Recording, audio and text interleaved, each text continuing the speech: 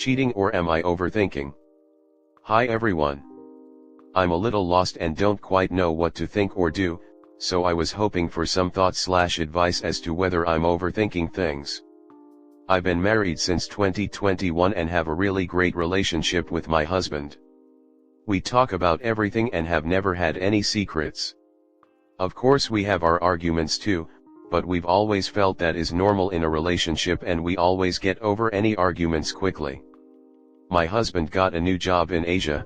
We have always lived in the UK, last September, and so I quit my job in London so that he could try out this new job in Asia, and so we've moved over here and I'm currently far away from any of my close family.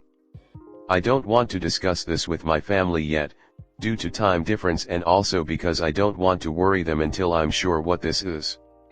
I've also recently had my first baby, 2 months ago, and so I've been feeling a little sensitive lately, possibly due to hormones, I don't know.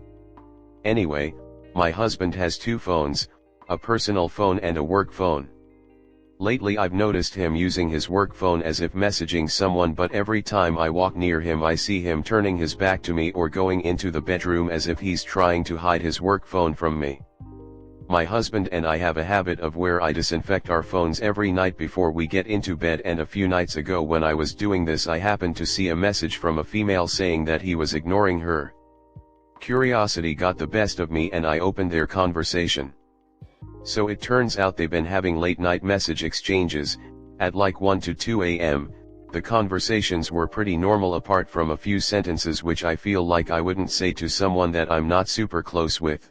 She addresses him as silly, asks him if he wants to chat on the phone late at night, and most recently I'd seen my husband ask her whether she's seeing anyone that she has met from the app lately, to which she responds no and asks him the same question. He then responds with me neither, been busy and haven't found anyone interesting. This is where alarm bells are ringing for me. My husband is obviously married to me. Why is it then that he is using this app, I don't know what app, to try to find anyone interesting? This female then says something along the lines of, I guess I am one of the not interesting ones then since we never meet up, and my husband then responds that he means other people, not her, and that he's sure she's interesting. I know these message exchanges aren't anything explicit or cheating as such, but I can't help feeling a little betrayed and shocked that my husband is talking to this female late at night after he tells me he's going to bed.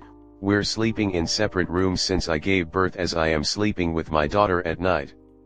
I don't really know what to think and not sure if this even constitutes cheating or if he's going to take things any further with this female. I don't even know what this is. Am I just overthinking, or is this what I think it is and this is the start of him being unfaithful / our marriage breaking down? Would be grateful for any thoughts.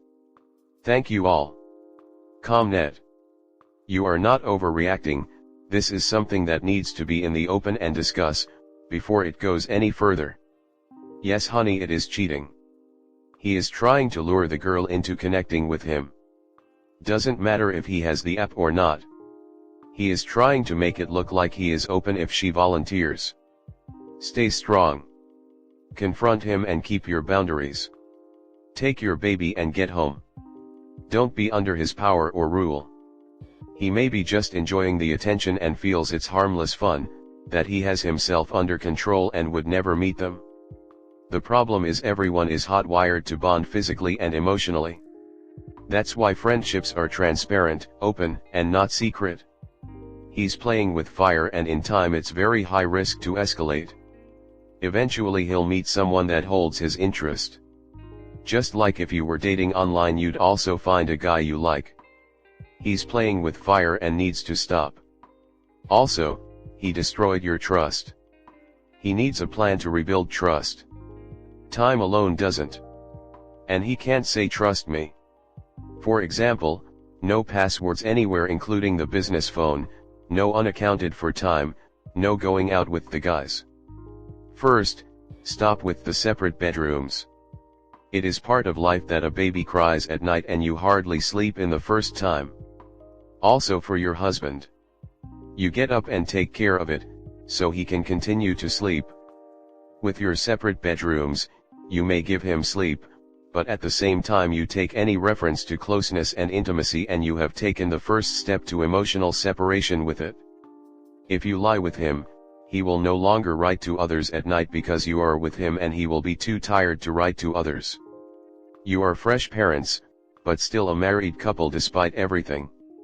Then sit down with him and tell him how he behaves. Tell him that you know the news and ask for insight into this app. Talk to him clearly. Don't gloss over anything and don't let yourself be rejected. He seems to be looking for attention or closeness, something he doesn't get at home.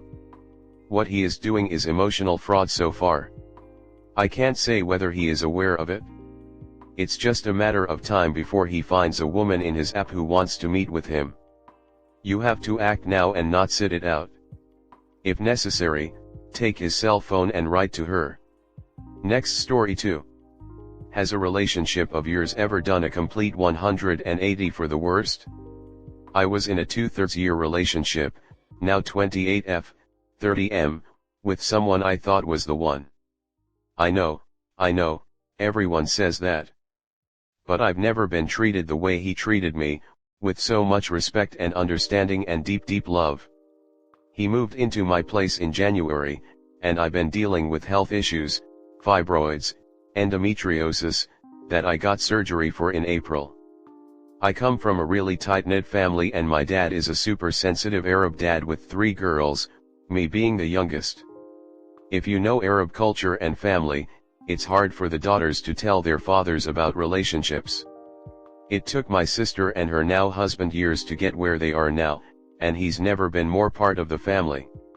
My past relationship ended badly, and the families were really affected by it. I developed a lot of trust issues when it came to my dad/family, as well as about my body and infidelity.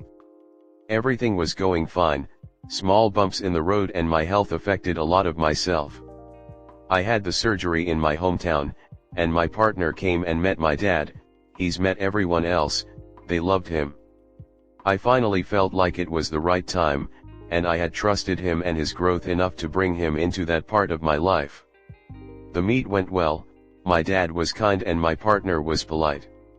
My dad cooked us dinner at our family restaurant, we sat together and ate.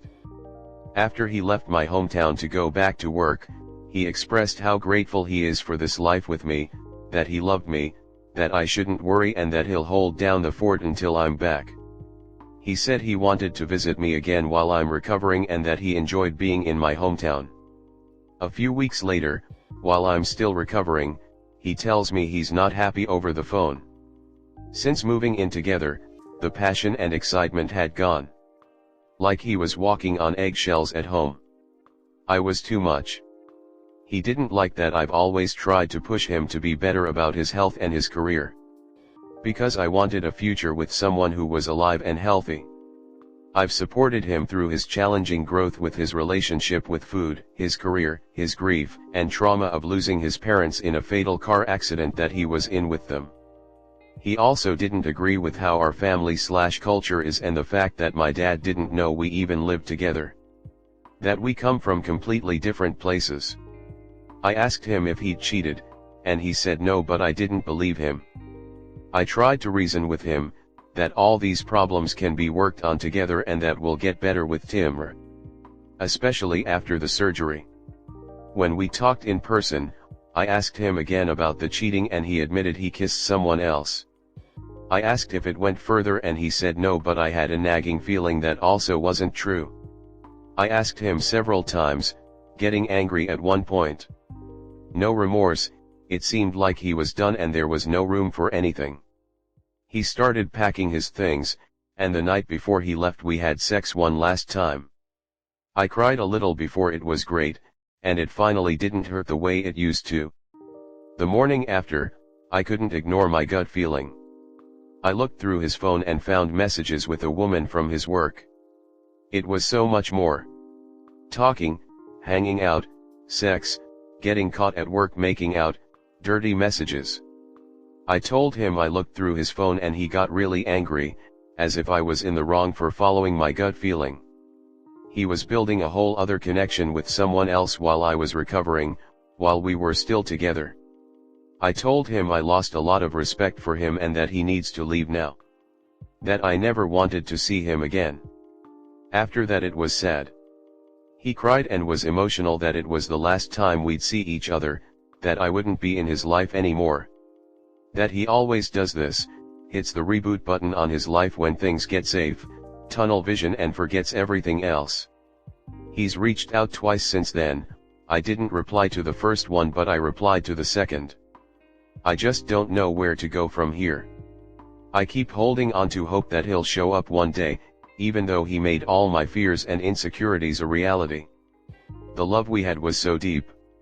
He was the one who always pursued me, who convinced me of so much, who broke down my walls. It took me so long to open up to an official relationship at first, and to introduce him to different parts of my life due to past fears and being protective of myself. Everyone was so shocked, they all believed he was the one and that when they thought of the ideal partner, it was him. He just decided for the both of us to violently end things in such a disgusting way, after building something so special. Comment. I'm sorry. He sounds like he had a lot of potential but is too entrenched in his own problems. As a therapist once told me, you can't build a life on potential. It's a fantasy. You especially can't build a life with a cheater and a liar. On the bright side, you appear to have made some breakthroughs of your own, tearing down walls, feeling more comfortable revealing a relationship to your family, etc. It'll make it easier for your next relationship. Your therapist is definitely right.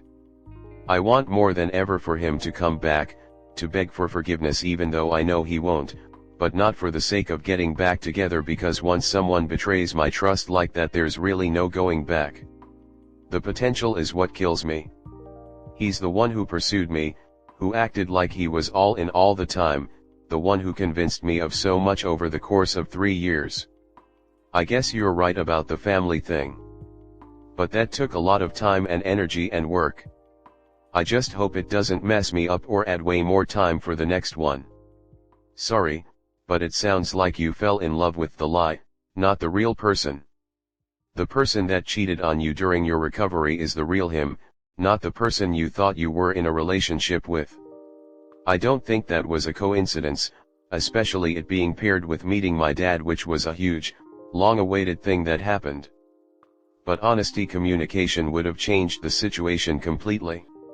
We've talked about me exploring my sexuality while we were together, something he would have been okay with. So I assumed that he knew he could have came to me if something wasn't okay, if I wasn't able to give him what he needed at the time. You can't get everything you need from one person all the time, and I think if there's enough respect and communication in a relationship then you can figure out what's best for the two of you in that relationship.